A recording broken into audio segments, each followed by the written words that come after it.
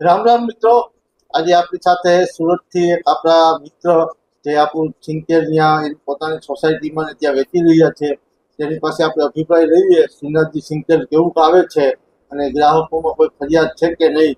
ભાવેશભાઈ, રામ રામ. તમે સુરતમાં તેલ વેચો હો તો કેવી કામ માંગ છે ને કેવી ક્વોલિટી આવે છે? માંગે સારી છે, ક્વોલિટી સારી છે, બરોબર છે. એમાં કોઈ જાતની ફરિયાદ નથી, કોઈ મિસ્ટેક નથી.